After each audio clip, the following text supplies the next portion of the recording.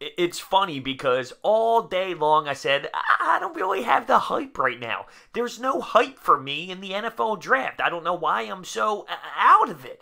And then as I kick back and I hear the first little bell when the commissioner walks up, dun, dun, dun, it sounds nothing like that. But once I heard it, it was all coming back to me. And I said, what the hell was I thinking all day long? Let's go, baby. The NFL, the first step for the NFL season coming back is the draft. And here we go. So let's talk about the Eagles and their first pick today. Their only pick today. And I love it. It's not sexy. It's not a sexy pick, a huge difference maker right now. But it is so needed. And we go out there. We move up in the draft from 25 to 22. We jump over the Houston Texans, who was targeting this player, Andre Dillard.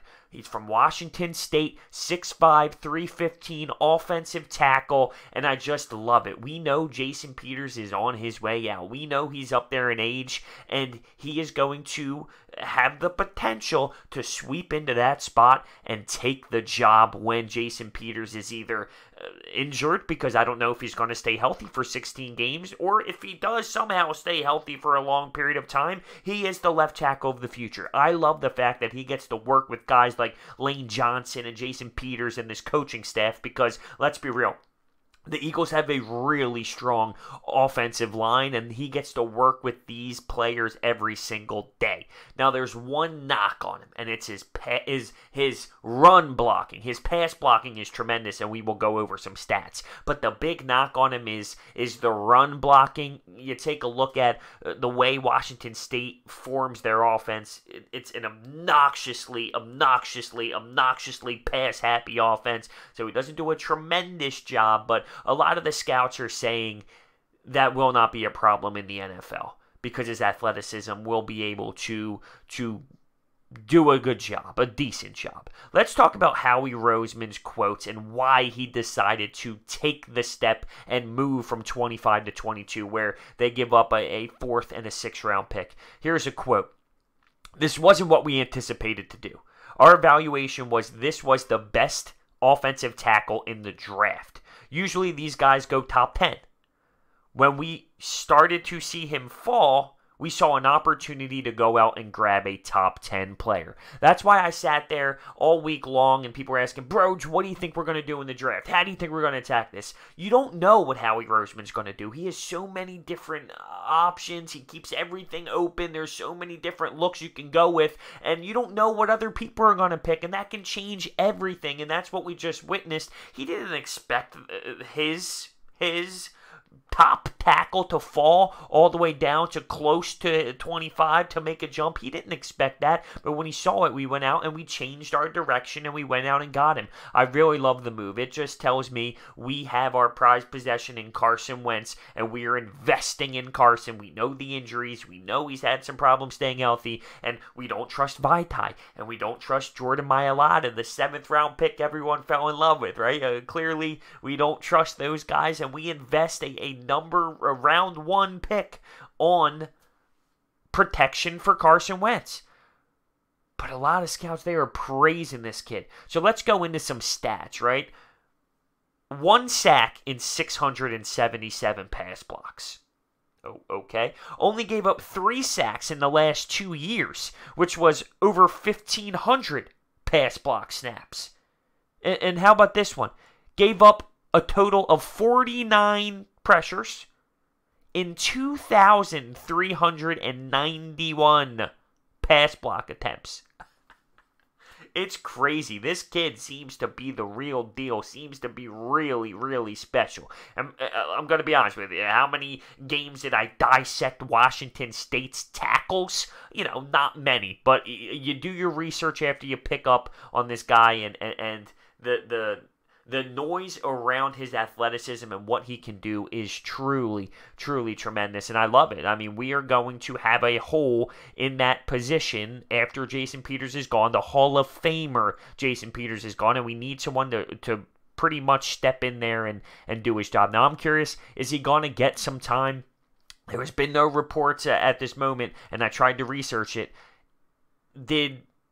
Was there a possibility or is there a possibility of having him play this year at a guard position, right? Because obviously Lane Johnson and Jason Peters are on the sides, and if they're healthy on the tackle positions, is there a chance that with Brandon Brooks out, he can play a right guard? Or Sayamalu's in there, is it possible that he can play left guard and work his way to that left tackle position after gaining some experience and playing a little bit in this league at the guard position?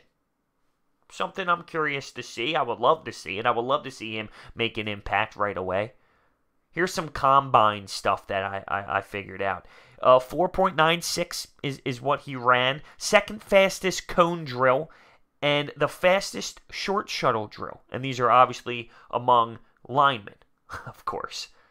But I do love it. I really do love it. I sit here and I say, this is a big investment. It's not a pick where everyone's jumping up for joy. He's going to make a huge difference next year. This is a big playmaker.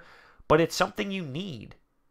There's a lot of value in an offensive lineman.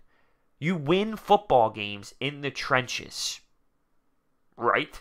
We talk about it all the time. You win football games in the trenches. Quarterback, wide receiver, running back. Those are the players that make the sexy plays and makes everyone all hype and get crazy. But what about the big block the offensive line has? That's the reason it all happens. We all know this. I don't need to sell you on it. So there should be no reason to be upset. I think for where we were at 25, what can you really expect that's wild and crazy, that much different? I didn't want to go with the wide receiver from Oklahoma. I didn't want to go that route. I didn't think that there was much need there. Would I have liked a defensive tackle? Yeah, actually, I wouldn't have minded Lawrence, which the Giants ended up snagging there with their second pick. I would have liked that. But this is nice. This is nice. I think everything I'm seeing right now, it seems like this kid is truly special. He's a legitimate tackle. Is Vaitai a legit tackle? No. Mailata, it's fun. It's fun. It's not legit, though. We got a legit player. And now I'm curious to see what we do in the second round tomorrow. Like, I'm super pumped for it. Just going to stay in the division here.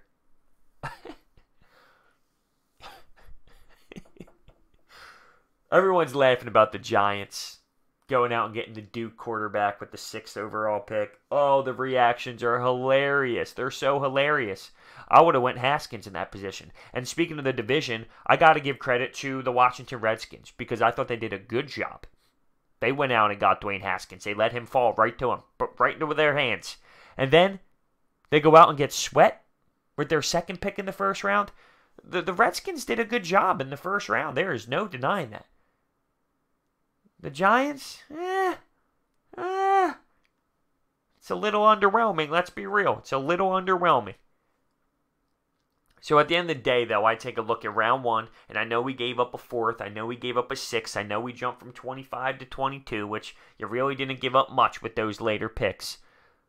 But the Texans were trying to snag this kid. We go out, we jump them, and we get a tackle of the future. We've been talking about it for how long? We need to figure out what's going to happen with Jason Peters. We were even questioning if he was going to come back. So to me, it's a no-brainer, especially if you have him as one of the best tackles, or the best tackle, as Howie Roseman said, in the draft, and a top 10 player, and he falls in your range. Yeah, move up and go get him. Move up and go get your guy. You can't knock him for that. I want to see if he plays at all this year, whether it's at the guards spots or if one person goes down, will he slide over? I'm gonna give Howie a nice round of applause, though. I'm gonna give Howie a nice round of applause. I want to know what you think on Andre, because I love it. I want to know what you think about the Giants and the Redskins too. Cowboys, No first-round pick. I laughed about it when the trade happened, but listen, Amari Cooper shut us up, so I can't sit here and laugh, and that's reality. But Dallas still stinks at the end of the day. Can I say that? I don't know. Thank you so much for watching. I'll see you guys next time.